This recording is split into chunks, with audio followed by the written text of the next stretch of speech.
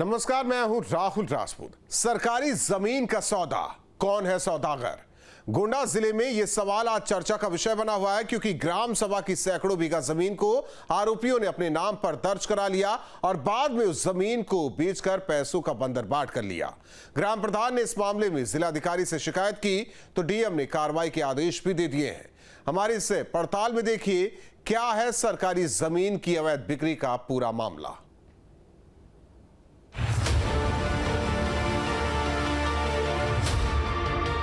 उत्तर प्रदेश को रफ्तार के साथ मिलता विकास उसके विकसित होने की कहानी बयां कर रहा है। आज के यूपी में निवेश है, सेवाएं हैं और जनता की समस्याओं का समाधान भी है।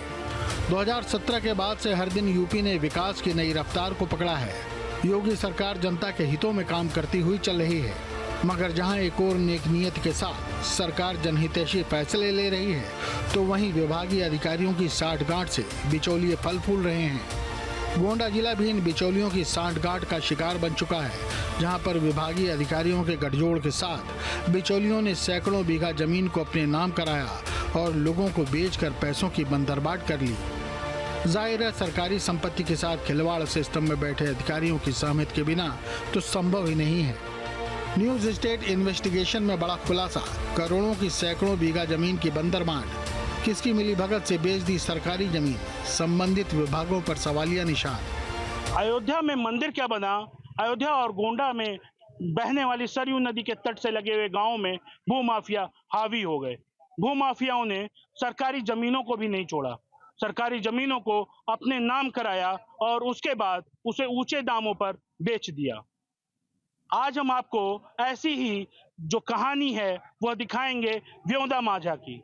व्योंदा माझा वह गांव है जहां पर एक व्यक्ति ने सैकड़ों बीघा सरकारी जमीन पहले अपने और अपने परिवार के नाम कराई और उसके बाद ऊंचे दामों पर लोगों को बेच दी। साल 2019 में अयोध्या में राम मंदिर के पक्ष में जब सुप्रीम कोर्ट ने अपना फैसला सुनाया था, उसी दिन ये साफ हो गया था कि अयोध्या और उसके आसपास के जिलों की तस्वीर बदलने वाली है। योगी सरकार ने अयोध्या का जमकर विकास किया। इस विकास की वजह से अयोध्या के साथ ही आसपास के जिलों में जमीन की कीमतें आसमान छूने लगी। इस दौरान भूमाफिया भी सक्रिय हो गए और अयोध्या के आसपास के जिलों में अधिकारियों के साथ गठजोड़ कर इन भूमाफियाओं ने जमीन पर अवैध कब्जों का खेल शुरू किया। अयोध्या से सटे गोंडा जिले में भी जमीन से जुड़ा एक भ्रष्टाचार का मामला सामने आया है। जी हाँ, ये खबर सिर्फ भ्रष्टाचार की ही नहीं, बल्कि ये खबर आम आदमी के भरोसे की भी है, क्योंकि विभागों में बैठे अधिकारी सरकार की नीतियों के क्रियान्वयन के सीधे तौर पर जिम्मेदार होते हैं। ऐसे में जब इन भ्रष्ट अधिकारियों की मिलीभगत का मजा बिचौलिए उठा लेंगे तो आम आदमी सर पटक कर रह जाता है। गोंडा जनपद अयोध्या से सटा शहर के तौर पर अपनी पहचान रखता है। सरयू नदी के किनारे बसे इस जिले में अफसरों की करतूत का बड़ा खुलासा न्यूज स्टेट इन्वेस्टिगेशन आपको दस्तावेजों के साथ दिखाएगा। जरा इन कागजों पर भी नजर भर कर देख लीजिए। ये कागज बता रहे हैं कि करोड़ों की इस जमीन के साथ बिचौलियों ने हेरफेर किया और पैसों का बंदरबाट भी कर ली है। और ये है इस मामले के मुख्य आरोपी, यानी हनुमान प्रसाद। कहते हैं अयोध्या से जो सट गया उसके दाम आसमान छूने लगे। जी हाँ, गोंडा से जो सरयू नदी के किनारे बसे हुए गांव थे, वहां की जमीनों के दाम आसमान छू गए। यहाँ पर होटल, अस्पताल, व्यवसायिक जो प्रतिष्ठान है वो, उसके अलावा बहुत सारे निवेश आए, जिससे यहाँ की जो जमीन के रेट थे वो आसमान छूने लगे। तो भूमाफिया कैसे पीछे रह जाते? भूमाफियाओं ने यहाँ बड़े पैमाने पर जो सरकारी जमीन थी उसको पहले अपने नाम कराया, अपने परिवार के लोगों के नाम कराया और उसके बाद कई फर्म जो खरीदना चाहते थे यहाँ पर जमीन, उनको वही सरकारी जमीन बेच दी, आम लोगों को बेच दी। उनको नहीं पता था कि ये सरकारी जमीन है या नहीं है। नायब तहसीलदार, तहसीलदार से लेकर लेखपाल तक उस समय किसी ने ये ध्यान नहीं दिया। किसके आदेश पर आखिर खतौनी में नाम चढ़ा? तहसीलदार सीधे तौर पे जिम्मेदार होते हैं खतौनी में नाम चढ़ाने को लेकर के। नायब तहसीलदार की सीधे जिम्मेदारी होती है अगर किसी में खतौनी का नाम चढ़ता है। फर्जी पट्टा आदेश दिखा करके खतौनी में नाम चढ़ा दिया गया। बाद में जब लेखपाल ने रिपोर्ट दी, लेकिन अभी तक उनका नाम नहीं काटा गया। अभी भी खतौनी में उन्हीं के नाम की अंकना है। जब लेखपाल ने अब रिपोर्ट दे दी तो आखिर नाम क्यों नहीं काटा जा रहा? लेकिन अब इस पूरे मामले के सामने आने के बाद जिला अधिकारी ने बताया है इस पूरे मामले में FIR दर्ज करा दी गई है और जो भी दोषी होगा उसको बख्शा नहीं जाएगा। दरअसल इस पूरे मकड़जाल का खुलासा गांव प्रधान केशवराम की उस शिकायत से हुआ जिसमें उन्होंने जिलाधिकारी को इस पूरे हेरफेर की जानकारी दी थी। शिकायतकर्ता ने DM को लिखित शिकायत दी जिसकी कॉपी भी न्यूज स्टेट के पास है। हनुमान यादव हमारे ब्योंदा माझा के रहने ही वाले हैं।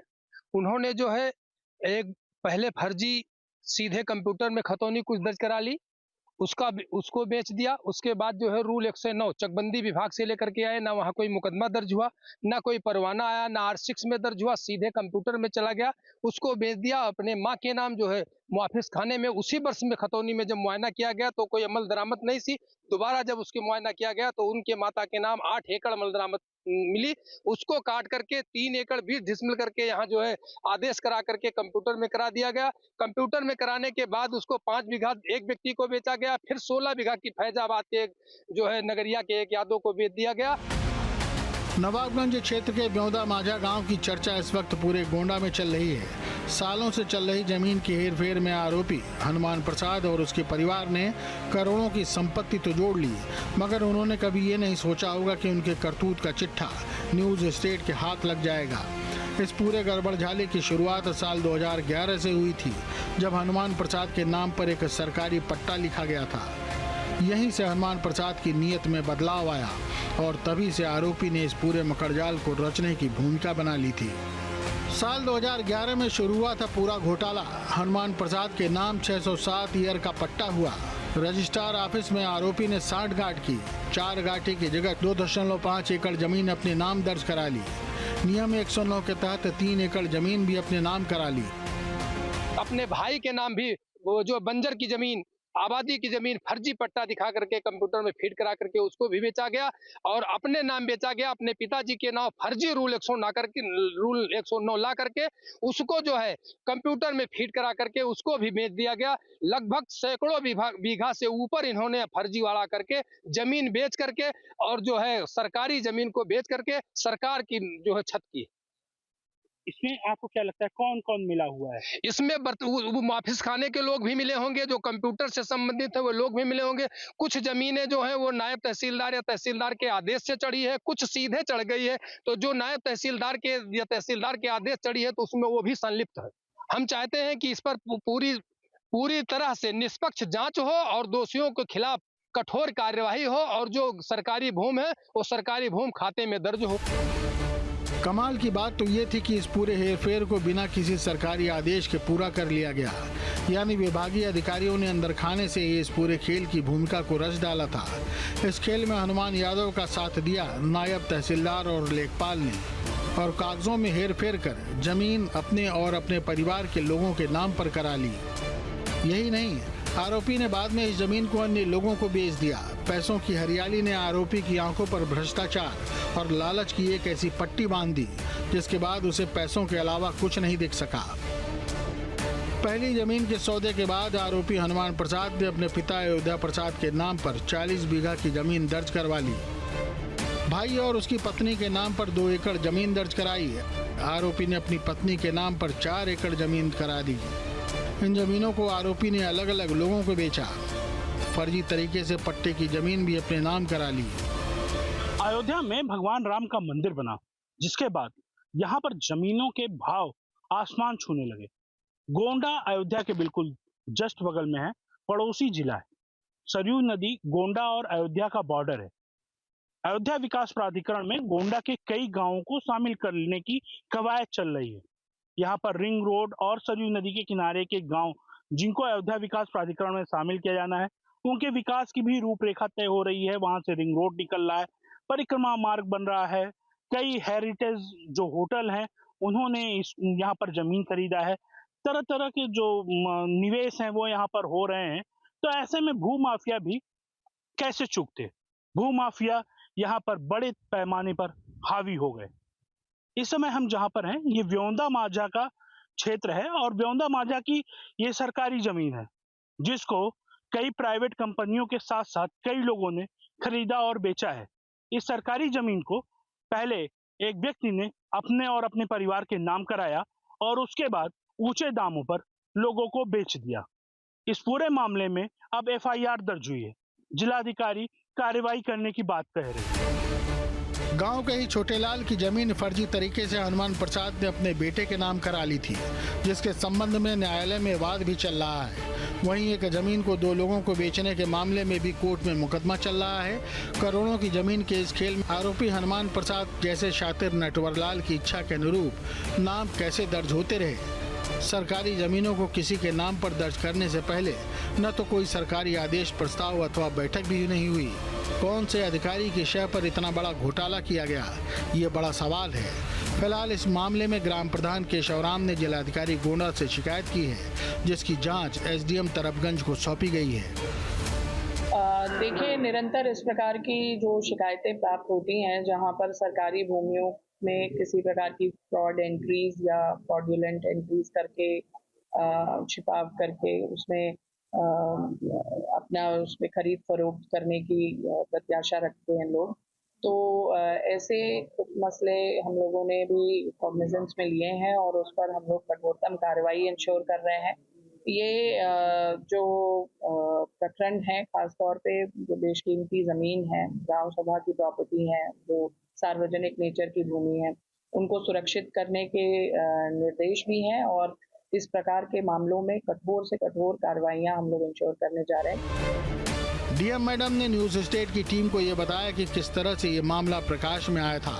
हालांकि जांच के बाद कार्रवाई कैसे होगी, ये बड़ा सवाल है। ऐसे कोई भी मामले जो हैं उनमें एक संदेश भी है, एक संकेत भी होना चाहिए कि जो लोग लिप्त रहेंगे इस तरीके की गतिविधियों में, उनको बख्शा नहीं जाएगा।